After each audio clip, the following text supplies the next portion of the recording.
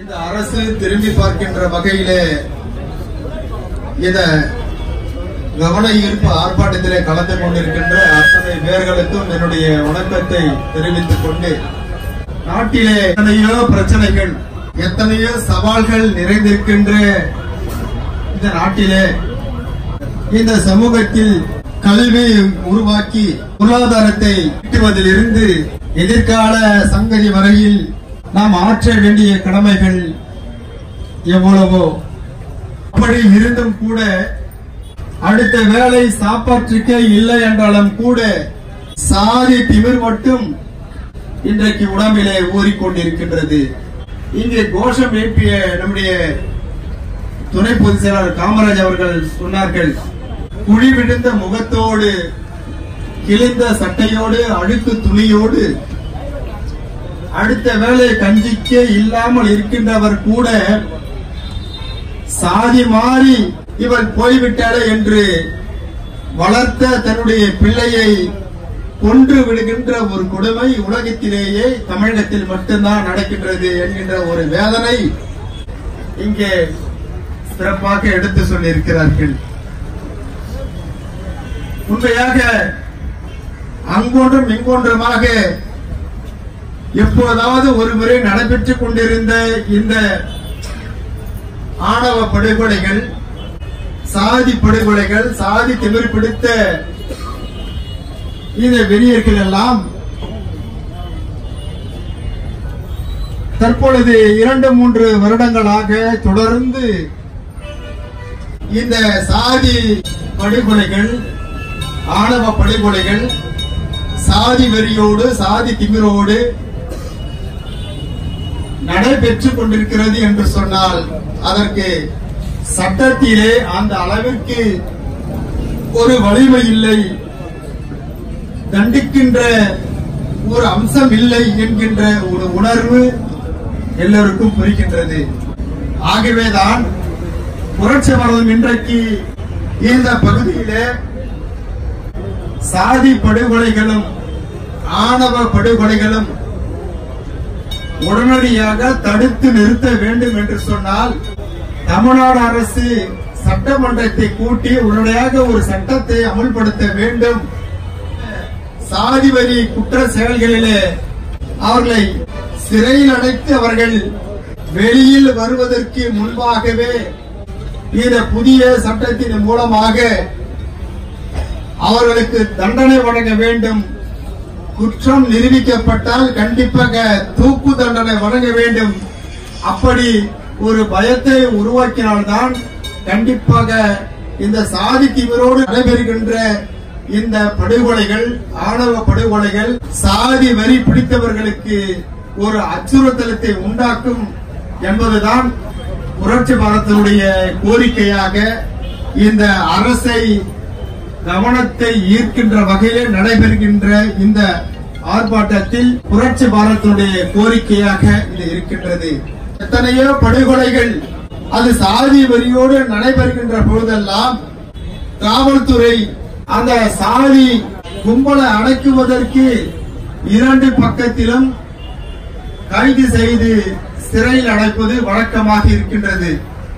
ஆனால் ஆணவ படுகொலைக்கு இதுவரையில் எந்த அரசுகள் தண்டனையை வழங்கி இருக்கிறார்கள் என்று சொன்னால் பல படுகொலைகள் நடந்திருக்கின்றது.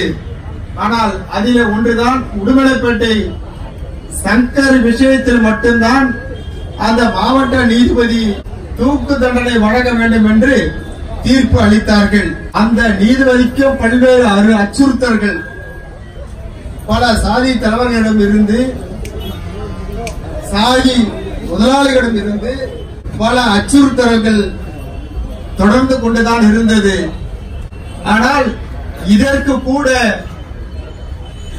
அரசு கவனத்தில் கொண்டு இது போன்ற வழக்குகளை விசாரிக்கின்ற அதிகாரிகளுக்கும் வழக்கறிஞர்களுக்கும் அந்த நீதிபதிகளுக்கும் ஒரு பாதுகாப்பை உருவாக்கி அந்த சட்டத்தை முழுமையாக நிறைவேற்ற வேண்டும்.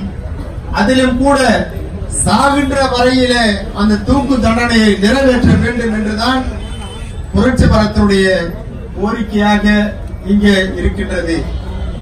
இங்கே கண்டனை உரை ஆற்றுகின்ற பொழுது இங்கே பல தரப்பிலும் தமிழகத்திலே தொடர்ந்து எத்தனை படுகொலைகள் எங்கே நடைபெற்றது என்று இங்கே வரிசைப்படுத்தினார்கள். இன்னும் கூடுதலாக நம்முடைய மாநில செயலாளர் ருஷேந்திரகுமார் அவர்கள் கடவுளுடைய காலத்திலிருந்து இந்த காதல் திருமணம் இருக்கிறது, அதனால் கடவுளை மற்ற இடத்தை சார்ந்தவர்கள் வணங்காமல் வழிபடாமல் இருக்கிறார்களா என்று கேட்டால் கண்டிப்பாக அது இல்லை. உதாரணத்திற்கு எடுத்துக்கொண்டால் தமிழ் கடவுளாக விளங்குகின்ற முருகப்பெருமான் தன்னுடைய இடத்தை சார்ந்த இந்திரனுடைய மகளை தெய்வானையை திருமணம் செய்து கொள்கிறார். ஆனால் அந்த திருமணம் மற்றும் முருகனுக்கு பத்தவில்லை. அவர் வேட்டையாட போகின்ற போது அந்த காடுகளிலே வனத்திலே அழகாக இருக்கின்ற ஒரு புறவ பெண்ணை குரத்தியை காதலித்து திருமணம் செய்து கொண்டார், வள்ளி என்கின்ற சகோதரியை.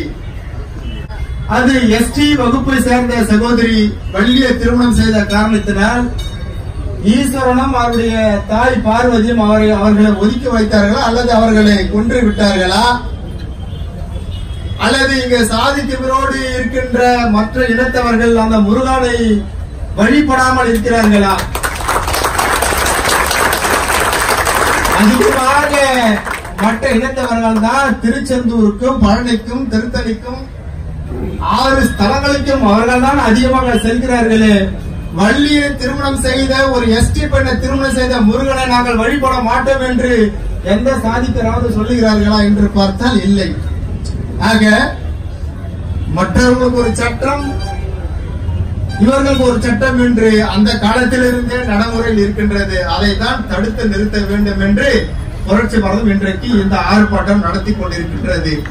ஆகவே இனி வரும் காலங்களிலே தமிழக அரசு உடனடியாக தமிழகத்தை கலவர பூமி ஆக்காமல் ஒரு அமைதி பூங்காவாக இருப்பதற்கு கடந்த காலங்களில் எப்படியெல்லாம் தமிழ்நாடு அரசு ஒரு அமைதி பூங்காவாக இருக்கின்றதோ, ஆட்சியை நடத்தி கொண்டிருந்ததோ, அதே போல வரும் காலங்களிலும் சாதி கலவரங்கள் இல்லாமல், சமய கலவரங்கள் இல்லாமல், ஆணவ படுகொலைகள் இல்லாமல், சாதி படுகொலைகள் இல்லாமல் இது ஒரு அமைதி பூங்காவாக திகழ்வதற்கு இந்த அரசு உடனடியாக புதிய சட்டத்தை உடனடியாக அமல்படுத்த வேண்டும். அந்த சட்டத்தின் மூலமாக இந்த தாழ்த்தப்பட்ட ஒடுக்கப்பட்ட அல்லது சாதி மறுப்பு திருமணங்கள் நடத்துகின்ற தம்பதியர்களுக்கும் பாதுகாப்பை உருவாக்கி தர வேண்டும், அதை பலப்படுத்தி தர வேண்டும் என்று புரட்சி பாரதம் இந்த இடத்திலே அரசுடைய கவனத்தை ஈர்க்கின்ற வகையில இந்த ஆர்ப்பாட்டம் நடத்தி கொண்டிருக்கின்றது. இந்த நிலைமை தொடருமையானால் கண்டிப்பாக இது மாவட்ட வாரியாக இந்த போராட்டங்கள் நடைபெறும்.